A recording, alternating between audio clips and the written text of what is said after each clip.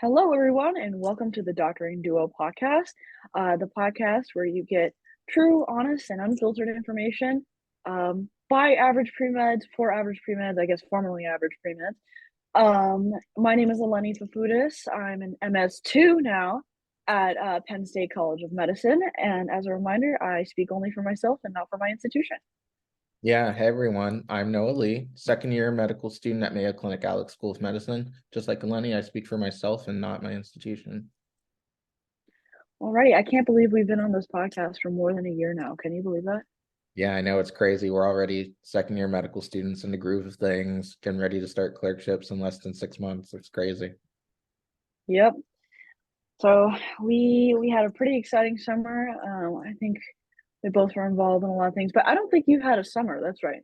Right, Noah? No, I didn't really have a summer. So um since we took week-long breaks after every really didactic block, we didn't get a summer, so we were catching up on what you guys did while you guys got a nice summer break. But it's all good because you guys didn't get those breaks between No, between we did not. between didactics, so it's only fair. So today's topic is kind of how to switch study strategies during different organ blocks. And that's not really a very succinct name for a YouTube video or a podcast title. But we thought it was an important enough topic to discuss because I think both of us have realized kind of switching through each block, you're not always using the same strategy every time.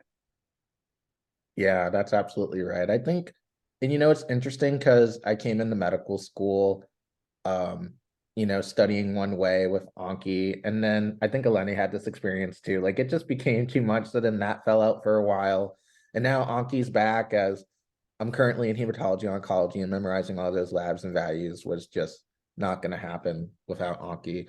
So I think being flexible and knowing what your strengths and weaknesses are for each organ block takes some time, but it's important. Yeah, absolutely. I was thinking about this because I'm talking to a lot of first years now that are coming in and kind of asking us how to do things. And I think for me, the biggest change between blocks is how I prioritize things. And like, for example, we had a form and function block, which was like musculoskeletal and a little bit of rheum and derm. And I think for that one, I really changed my strategy in the sense that I focused a lot more on anatomy, like anatomy for that one. Whereas, in other blocks like, cardio resp, for us, that was cardio and palm. I think that uh, the primary focus was on physiology. Like anatomy was there and it was an exam for us, but it wasn't necessarily what I felt I had to focus most of the time on. Hmm, interesting. Yeah, it's interesting because your organ blocks were structured very differently from ours. Like it sounded like it was very much anatomy first and then physiology. We had an entire anatomy course at the very beginning of medical school, and then it's sort of assumed from there that you know the basics of the anatomy. Now let's move on to the physiology and the pathophys. So I think for me, a lot of my what it came back to, especially for like anatomy heavy blocks, was like a refresher of the anatomy, say for like neuroscience. Like neuroanatomy is very important and how to structure relate to function, and going back to the basics was really helpful versus something like hematology, not much anatomy, but very much focused on physiology and understanding how things work and why things work. And um, nephrology is another example where rote memorization isn't going to get you there. I really had to focus a lot more on like drawing things out, like how does the loop of Henle work? How does countercurrent exchange and all that jazz work? So I think some things are going to rely more heavily on memorization. Some things are going to have to really slow down, take your time, and think through things. Yeah, you made an interesting point about Anki.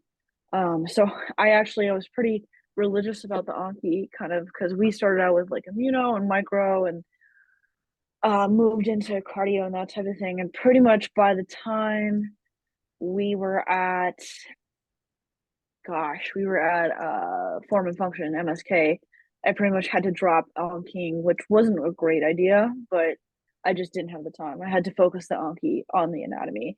And like, I think that a big part of learning study strategies as well is figuring out what time you have and what time you don't.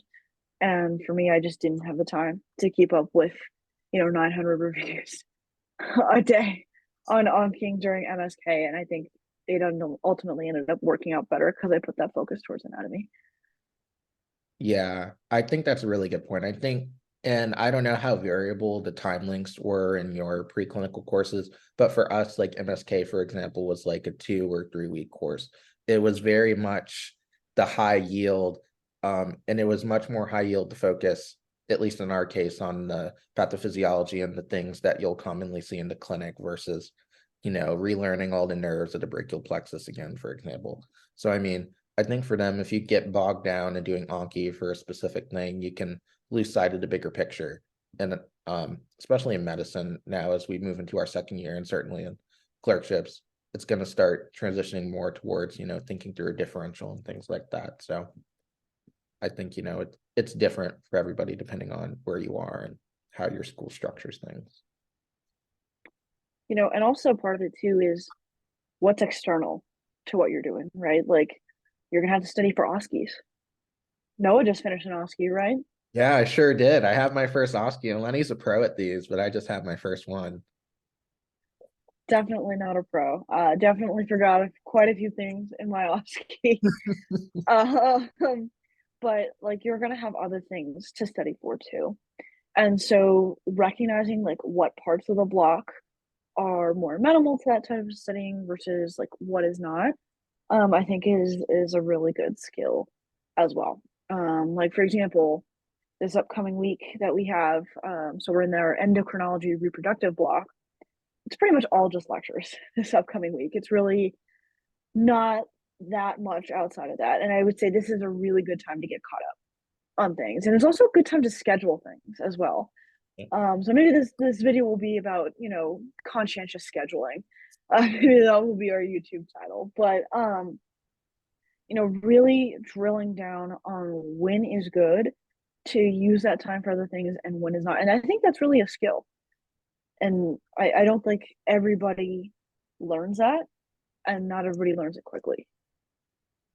Yeah, that's for sure. I think one of the things that was hardest transitioning into second year is we spent a lot more time in the clinic and the hospital, seeing patients, like Lenny said, OSCEs.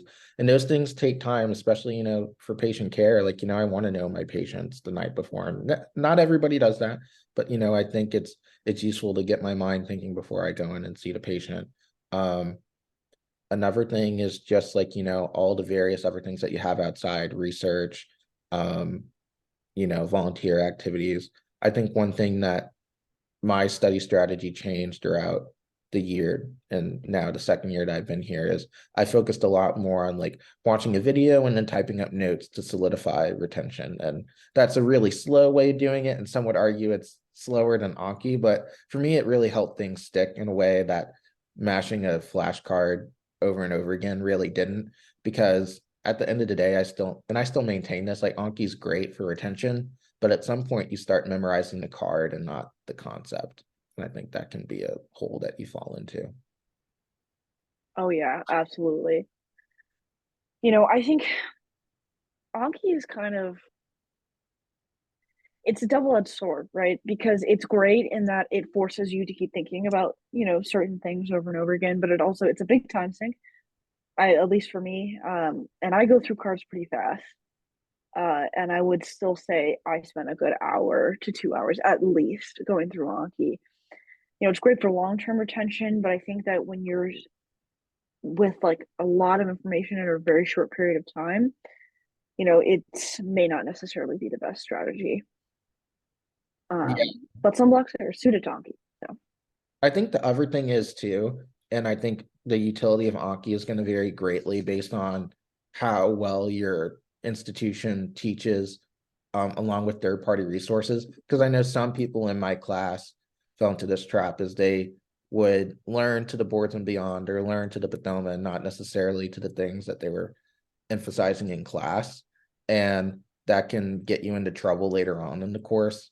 The other thing is I think sometimes you generally learn better when you're invested in the course and the professors who are there to teach you. Part of it is like maybe try that strategy when it's a block that you think you're interested in. For me, I'm interested in psychiatry and neurology. My psychiatry block was 2 weeks for behavioral sciences. I just like took those 2 weeks.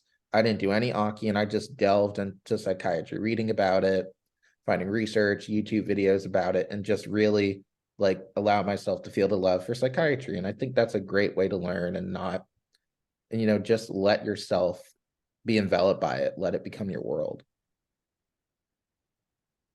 Yeah, I'm in the endo repro block right now, like I said, and I want to do OBGYN. I think it's definitely a better motivator to go to lectures, and like interact. I think it's a good way to like meet professors and like talk to people who might be shaping your field. But yeah, I think the conclusion here on Anki is really just it's suited to different things at different times, which is not incredibly helpful, right? That's not really what people want to hear. I know people who have managed to keep it up throughout the years, and that's amazing for them. But realistically, I think it's a great tool for step one, but especially as it's pass fail. If you need to stop doing it for a couple weeks, a couple months, do that because your time is likely better spent elsewhere. And if you have tightly compacted blocks, at least like I did, where I have 6 weeks to learn all of form and function anatomy, I don't have that time, right? And it's about triaging that time. So really think about it, think about where it fits in your life, right? If it's not, what was what was that old cleaning show that was like viral? It's like remove things that don't bring you joy. Was Like it? she would come in like help people get organized. I don't remember that actually. Oh my gosh, I'm trying to remember it. It was a show. Anyway, there was a show where this lady would like help people like clean up and get organized, and she would say, like remove things that don't bring you joy. In this instance, remove things that waste your time. Because in medicine there will be tons and tons and tons of resources and tons of things to waste your time. Yeah, no. What are your thoughts? Yeah, I think, especially first year, you're inundated with so many things that you have all the upper years telling you this is the best way to study. You have admin telling you this is the best way to study. You are starting to see patients. You want to get involved in research, volunteer, and it's just a lot to balance. And it's becoming a more efficient medical student is about, focusing and honing in instead of expanding. Like, and that's really going to be the theme of the rest of your medical career is honing in on what you want to do and the best use of your time versus being everywhere, doing everything everywhere all at once. Yeah, and I think also a big thing, something that I've talked to the first years about, and I think that's difficult for them to accept, is that you're not going to know everything. Um, going like you will be the smartest that you have ever been, like the night before an exam, and you will still not know everything, and that is okay because you will have to cut some corners. And we've kind of talked a little bit about like strategies for like what those corners might be. Um, good and kind of what I discuss with them is there's a lecturer that discusses Crowdy-Shot syndrome. It's discussed once in the whole block, and people were like, "Oh my gosh, like should I study Crowdy-Shot syndrome? Like, do I need to do it?" It's like, well, in the grand scheme of things, probably not, right? Because DiGeorge syndrome was talked about 15 times comparatively. So if I had X amount of time to spend, I would probably only spend it learning DiGeorge syndrome. And so there are going to be instances where you are tested on minutiae that are brought up very few times, right? We call it the F it bucket. I don't want to curse on I don't want to curse on YouTube, but yeah, I think all of our listeners out there know the rhyme, the F it bucket. But there are just some things that you have to throw away. I know Noah you play video games, but I kind of see it the way as like video games, right? Like there's an urge to be a completionist. Like I gotta collect every single thing, in the game. I gotta complete every single quest. I gotta talk to every single person. And in the end, you've played 500 hours in a game that was kind of mid, and it's not fun anymore, right? You never want to replay it ever again. And so that's kind of the way I see, you know, studying is that you're going to try to cover it as best you can. You're going to get the main storyline and you're going to do the important side quests. But at the end of the day, it's not worth it to do everything. Yeah, I think this is like a key lesson to learn during your medical training is you're not gonna ever know everything, and you're not gonna know everything at once and at any one particular time. Like, one way that a very smart MD PhD, she was my TA, the way that she put it as like, you're building layers of like of your knowledge base. And like, say you're learning about myocardial infarction, and maybe like you only have space to know like the key labs, the key physical exam findings, things like that. Then like maybe later on when you're a cardiovascular fellow, you'll know like the pathophys and what they see on like um ECG findings, or things like that, or why those happen. But maybe now you can just identify the changes and not know why, or at least not know why to the extent that a cardiology fellow does. So it's really about building layers, and it's okay if you don't have every single layer. Like, build your foundation and have a good foundation, and everything else will come later. I think we covered studying pretty well. I think one thing that we should talk about, I think this is becoming more of a conscientious scheduling, efficiency video. But I think discussing like how to schedule extracurriculars, because I think we're both pretty involved with other things. Um, at least for me, I say that I pretty intentionally schedule things. I try to get everything done that I could over the summer, like for the clubs, like planning, organizing, that type of thing, because I had the time. Obviously, I know, Noah, you don't have that luxury. But like when I have off weeks where it's only just lectures and just going to class or my obligations, I don't have to worry about studying. I try to schedule all my meetings during that time. And I set my boundary during the weeks before an exam. I'm like, hey, I have an exam coming up. Like, I don't think this is a good time. Yeah, I agree. I think getting especially proficient at managing your time and scheduling, I like that point, is conscientious scheduling is important. Definitely the weeks before an exam for me are mostly like a no-go for anything that's super important or thing that's not on the school schedule for me to do. I agree, like finding an off week, or in my case, like off afternoons where I might have this shadowing opportunity, or I set this afternoon aside to do chart review for research. I think that's going to become really important. And I think having a sense of where your week is going to go at the beginning is important, and it allows you to be more efficient with your time, and when to study, when are you going to take a break, when are you going to do this research, when am I going to manage this club, when am I going to do this thing for the first years that I have to do. And there's a lot on your plate, as a second year medical student, and as a first year there is too. So I think finding that time to schedule at the end of the week or the beginning of the week is really important, like Lenny said. Yeah, absolutely. And sometimes you're just not going to be able to avoid it. But I think like having like a schedule and sticking to it, like I live by my planner. I can show it. But like I make schedules. Oh no, I have blur on. Oh my gosh, I'd have to turn that's off. so annoying. Okay, let me turn off my blur. Okay, I live by my schedule. I write down everything I'm going to do, and even if I'm very busy on one day, I got to make sure I hit everything on that list. And that keeps me accountable because it's very easy to say, oh man, I'm so tired, or oh, football game's on. I don't want to do it right now. Um, Speaking of football games, multitasking is a great way to do things. But for example, if I'm watching, football game with someone, I can do Anki at the same time because you don't really need to pay attention fully to football. At least for me, I don't need to necessarily do that. I definitely was sitting in Oppenheimer and doing Anki. Don't recommend doing that. But finding opportunities to kind of just slip things in. Yeah, like you said, I don't really have anything really to add on that, as other than just finding opportunities. Yeah, finding the most like weird times to do your Anki is something that I think everybody gets proficient in medical school at some point. Um, but yeah, the only thing I would say is to be kind to yourself during this process. Like, if you don't get to exactly everything on your list, like that's okay. Like sometimes, you're just tired, like you're burnt out and you need to listen to your body and your brain. And sometimes you need that break, sometimes you can overdo it. At least I know. Absolutely. Eleni and I know what it's like to overdo things. So Mhm. Alrighty. Well, I think we've pretty much talked about everything.